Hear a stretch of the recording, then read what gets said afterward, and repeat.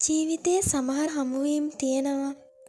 ඒ හමුවීම් දෛවයේ විසින්ම ලියපු ඒවා වගේ හරීම පුදුමාකාරයි. සුනිත් කියන්නේ හරිම නිහඬ තමන්ගෙම ලෝකයක ජීවත් වුණු තරුණයෙක්.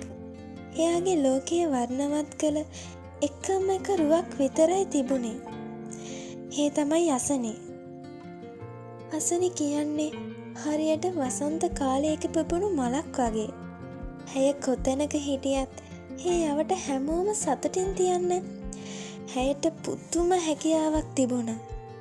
සුනිත් හැමදාම කළේ ඈත ඉඳන් ඒ හිනාව දිහා බලාගෙන තමන්ගේ හිතේ ආදරේ රහසක් විදියට හංගගෙන ඉන්න එක. ඔවුන් දෙදෙනා එකම ගමක එකම මාවතක ජීවිතය ගෙව්වත් සුනිල්ට කවදාවත් අසනිට තමන්ගේ හිතේ තියෙන දේ කියන තරම් හයියක් තිබුණේ නැහැ. ඔහු හිතුවේ තමන් වගේ නිහඬ කෙනෙක්ට අසනි වගේ දඟකාර කෙල්ලෙක් ආදරය කරයිද කියලා. ඒත් සුනිත් නොදන්න එකම දේ වුණේ අසනිත් හැමදාම මේ නිහඬ බැල්ම ඇතුලේ තමන්ව හොයනවා කියන එකයි. කාලය හරිම වේගෙන් ගෙවිලා ගියා. වෙහිබර හැන්දෑවක ගමේ පුංචි කෝච්චි ස්ටේෂන් එකේදී ඔවුන් දෙන්න අහම්බෙන් මුණ ගැසුණා. එදා වැස්ස හරීම ලස්සනයි.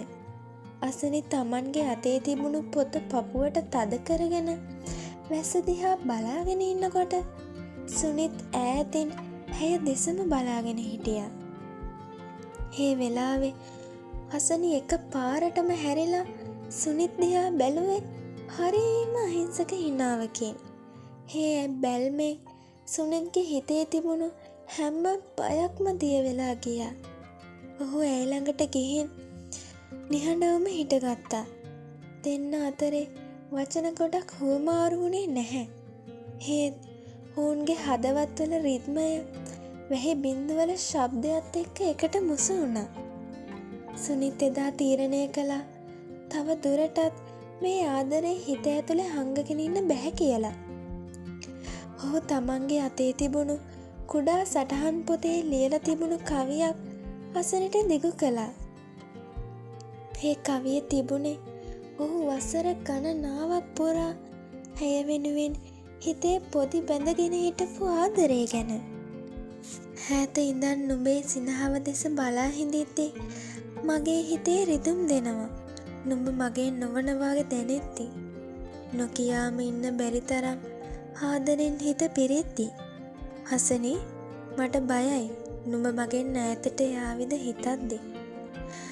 මගේ හුස්ම වැටෙන හැම වාරයක් පාසාම නුඹේ නම විතරයි මගේ පපුවට දැනෙන්නේ. කවදා හරි නුඹ වෙන කෙනෙකුගේ වෙයි කියලා හිතද්දී මේ ලෝකයෙන් මට එපා කියලා හිතනවා අසනි. කවදාවත් නොලැබෙන බව දැනත් මම නුඹට තාමත් ඒ වගේම ආදරේ. මගේ හිතේ මේ දුක වැහි බින්දුවක් වුණොත් එදාට මුළු ලෝකයම වැස්සෙන් වැහිලා යාවි. අසනියේ කවිය කියවලා ඉවර වෙලා සුනිත්ගේ දැස් දිහා බැලුවේ කඳුළු පිරුණු දැසින්. ඒ කඳුළු දුකකට නෙවෙයි. තමන් මෙච්චර කාලයක් බලාපොරොත්තු වුණු ඒ උතුම් ආදරේ තමන් ඉදිරියේ තියනවා දැකීමෙන් නැති වුණු සතුටට. එදා ඒ වැහිබර හැන්දෑව ඔවුන්ගේ ජීවිතේ අලුත් පරිච්ඡේදයක ආරම්භය වුණා. අද සුනිත් සහ අසනි තමන්ගේම ලස්සන ලෝකයක සතුටින් ජීවත් වෙනවා. ඔවුන්ගේ ආදරේ හරියට නිහඬව ගලාගෙන යන ගඟක් වගේ. කිසිම දවසක හිඳෙන්නේ නැති හැමදාම නැවුම් ආදරයක්. ඉතින් ආදරේ කියන්නේ වචනවලටම සීමා වුණු දෙයක් නෙවෙයි. ඒක හදවතින් හදවතට දැනෙන පුදුමාකාර බැඳීමක්. සමහර ආදර කතා ලියවෙන්නේ වචන වලින් නෙවෙයි, නිහඬ බැල්මවල් වලින්. ඉතින් ළමයෝ ඔයාටත් ඉන්නවද හිතේ තියෙන ආදරේ කියා ගන්න බැරිව ඒ ආදරේ නැති වෙයි කියන බයට නිහඬවම විඳවන කෙනෙක්? මතක තියාගන්න, ලෝකෙ ලස්සන ආදර කතා හැමදාම ලියවුනේ නොලැබෙන බව දැන දැනත් හදවතින්ම පෙන් කරපු මිනිස්සුන්ගේ අතින්. ආදරේ කියන්නේ අයිති කරගන්න එකම නෙවෙයි. හේරුව දකින්න එකත්, ඒ හිනාව ඇහෙන එකත් ජීවිතේට ලොකු සතුටක්. අසනි වගේ කෙනෙක් ඔයාගේ ජීවිතේත් ඉන්නවනම් ඒ ආදරේ හදවතින් පරිස්සම් කරගන්න. මොකද ඒ හැම නිහඬතාවයක් පිටුපසම කියවාගත නොහැකි තරමේ ගැඹුරු ආදරයක් හැංගිලා තියෙනවා. ඔයාටත් ඒ වගේ කෙනෙක් ඉන්නවනම් අනිවාර්යෙන් අපිට කමෙන්ට් එකක් දාන්න.